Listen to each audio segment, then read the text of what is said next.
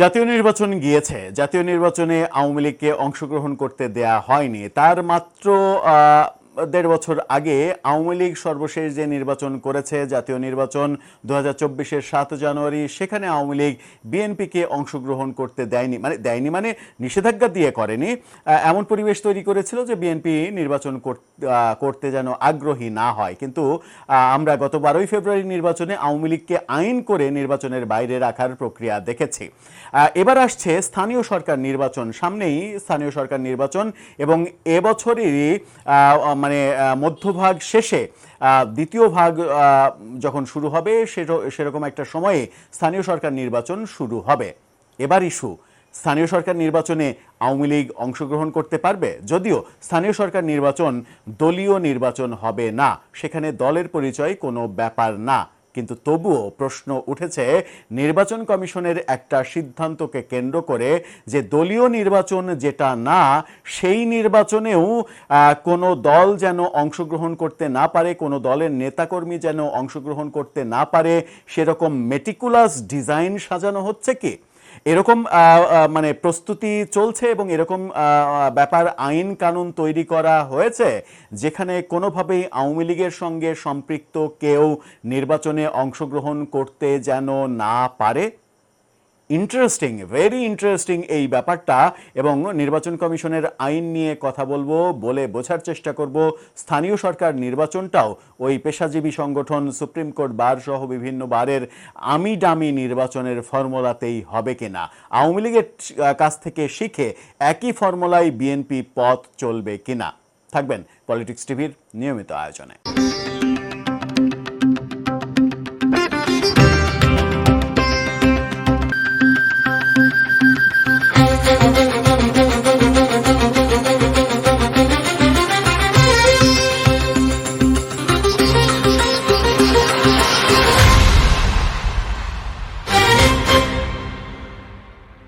দর্শক, বলছিলাম স্থানীয় সরকার নির্বাচনে আওয়ামী লীগ অংশগ্রহণ করতে পারবে কিনা। আবারও বলছি, স্থানীয় সরকার নির্বাচন এবার কোনোভাবেই দলীয় নির্বাচন না, দলীয় প্রতীক থাকবে না, ব্যক্তি হিসেবে ভোট করতে হবে। তাহলে সেখানে দলের নাম আসে কি করে?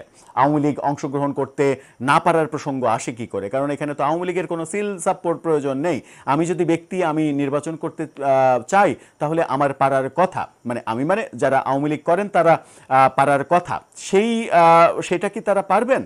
নাকি আইনি মারপ্যাচে আইনের জালে ফেঁসে যাবেন?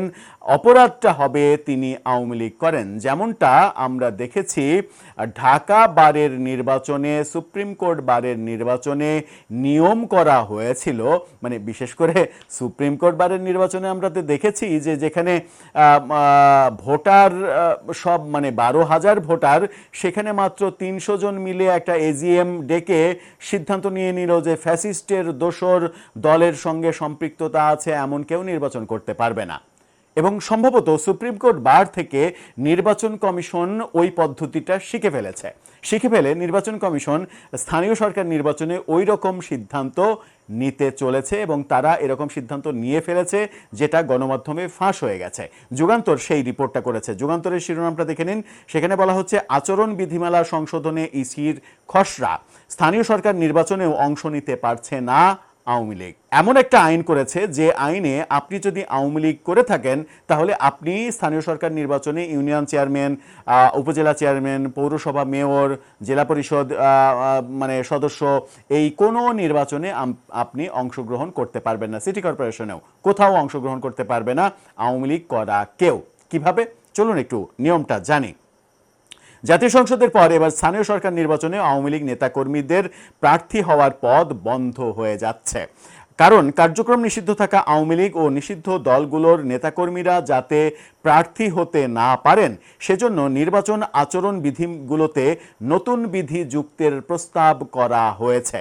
নতুন একটা মেটিকুলাস বিধি তৈরি করেছে প্রফেসর ইউনূসের সাজিয়ে যাওয়া ওই নির্বাচন কমিশন। কারণ তারা তো প্রফেসর ইউনূসের কাছেই প্রাইভেট পড়ে এগুলো শিখেছে, এবং তারা এই পদ্ধতিটা বের করেছে যে পদ্ধতির মাধ্যমে বর্তমান বিএনপি সরকারের বড় ধরনের ক্ষতি করার একটা প্ল্যান কিংবা চক্রান্ত থাকতে পারে।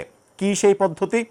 প্রস্তাবিত ওই বিধি হচ্ছে নির্বাচনে সম্ভাব্য প্রার্থীদের নিষিদ্ধ বা নিষেধাজ্ঞার আওতাধীন কোনো রাজনৈতিক দল বা সংগঠনের সঙ্গে সম্পৃক্ততা নেই, অর্থাৎ আপনি আওয়ামী লীগ জীবনে করেননি, আপনার আওয়ামী লীগের সঙ্গে কোনো সম্পৃক্ততা নেই, এই মর্মে ইসির তৈরি করা অঙ্গীকারনামায় সই করতে হবে।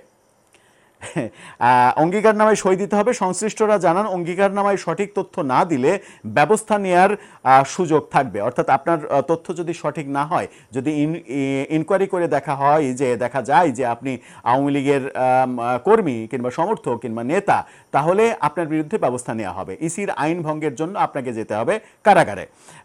এর ফলে পদধারী আওয়ামী লীগ নেতা ও কর্মীদের নির্বাচন থেকে দূরে থাকতে হবে, কারণ সন্ত্রাস বিরোধী আইনে আওয়ামী লীগের কার্যক্রম ইতিমধ্যেই নিষিদ্ধ। আপনারা কি ক্লিয়ার? আইনটা হচ্ছে ইসি যে আইনের খসড়া হয়েছে সেটা শুধুমাত্র আনুষ্ঠানিকভাবে পাশ হতে বাকি। সেই খসড়াতে বলা হয়েছে যে নিষেধাজ্ঞা থাকা কোনো দলের আমি সদস্য না, আমি এই ধরনের কোনো দলের সঙ্গে সম্পৃক্ত না, এই মর্মে একটা অঙ্গীকারনামায় আলাদাভাবে সই দিতে হবে এবং সেই সই দিতে হবে। সই দেওয়ার পরে নির্বাচন কমিশন যদি তদন্ত করে পায় যে আপনি আওয়ামী লীগের সঙ্গে সম্পৃক্ত, আওয়ামী লীগের কোনোভাবেই আওয়ামী লীগের সঙ্গে আপনার সম্পৃক্ততা আছে, তাহলে আপনাকে কারাগারে যেতে হবে, জেলে যেতে হবে। কি মেটিকুলাস, অসাধারণ সে মানে একটা নিয়ম করে ফেলেছে প্রফেসর ইউনূস। আর কিছু না পারুক, এই নির্বাচন কমিশনকে রীতিমতো ফাজলামির ডক্টরেট ডিগ্রি দিয়ে গেছে।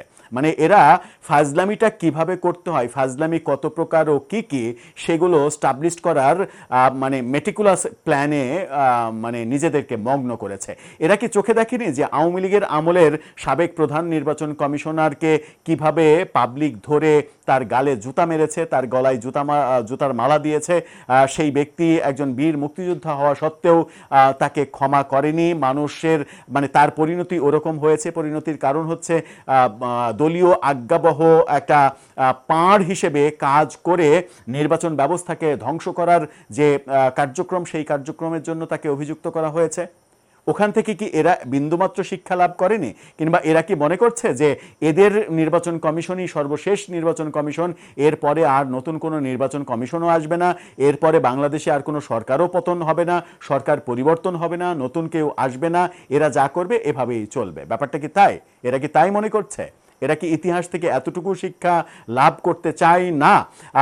আওয়ামী লীগের আমলে নির্বাচন কমিশনে যা যা হয়েছে সেগুলোর যদি আমরা সমালোচনা করি, আওয়ামী লীগের আমলে আওয়ামী লীগের সরকার থেকে যে পরিবেশ তৈরি, বিশেষ করে নির্বাচন ব্যবস্থা নিয়ে যে পরিবেশ তৈরি করা হয়েছে, যেন মানে বিরোধী দল নির্বাচনে অংশগ্রহণ করতে আগ্রহই না পায়।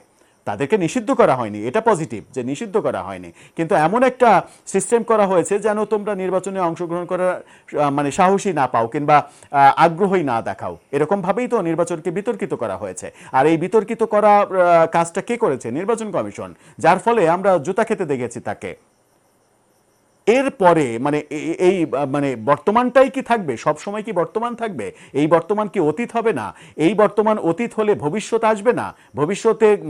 ভবিষ্যতে কোনো পরিবর্তন হবে না? এরা আসলে কিভাবে?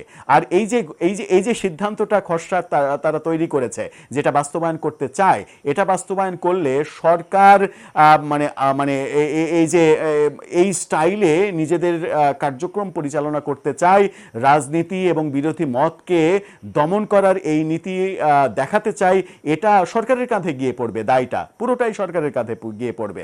সরকার কি তাহলে নিজেদেরকে আলাদা করতে পারবে? আওয়ামী লীগের ওই চেহারা থেকে নিজেদেরকে আলাদা করার পথ তারা খুঁজে পাবে? নাকি আমরা যারা সাধারণ জনগণ তারা বলবো যে মুখে মুখে শুধু ভাওতাবাজি আমরা শুনি, ভেতরে ভেতরে আসলে দৃশ্যমান ব্যাপারেও আমরা দেখি যে লাউ সেই কদুই? দর্শক, আপনার মতামত জানিয়ে লিখতে পারেন আমাদের কমেন্ট বক্সে।